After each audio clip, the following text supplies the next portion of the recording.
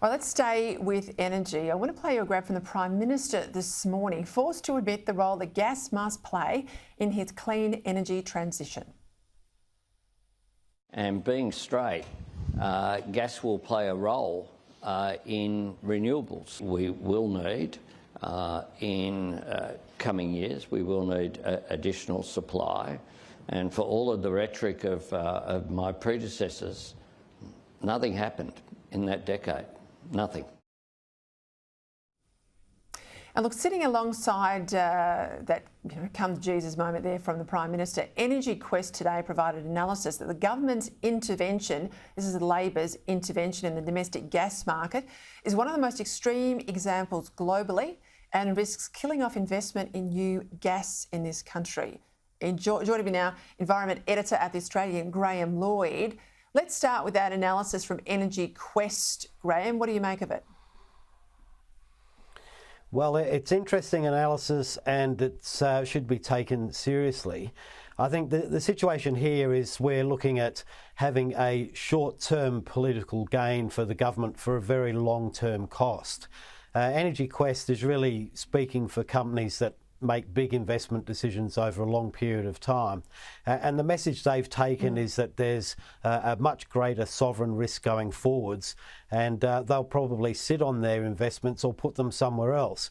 The main concern they have is not so much the price cap for the next 12 months. It's that going forward, the government's talking about a system of reasonable pricing, which effectively means there'll be a permanent cap. And resource companies know that for very long periods of time, the returns they get are pretty miserable, and they're made up for in times of good. So governments, unless they're going to pick up the other side and subsidise the lost years, no one's going to be interested in being denied the good ones. Well, talk's cheap though. I listened to the PM, but if he's going to have more supply, he's going to have to take on the premiers like Daniel Andrews in Victoria over gas bans. Do you get the sense that's going to happen? Well, it's very difficult to see. I think the Andrews government has its own plan which doesn't involve opening up gas, and they would see it as a political winner for them.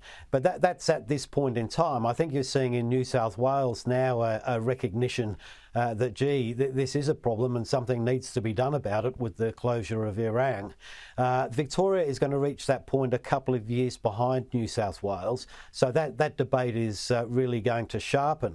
The best strategy for the Commonwealth, and it's the one they're following, is to try and open up the reserves in the Northern Territory and find a way to get that gas down onto the East Coast. Yeah, I just hate this line that the premiers can, in the case of Victoria as an example, demonise the very fuel that, behind closed doors they basically import from another jurisdiction. We know it comes down from Queensland. You talk there about the NT.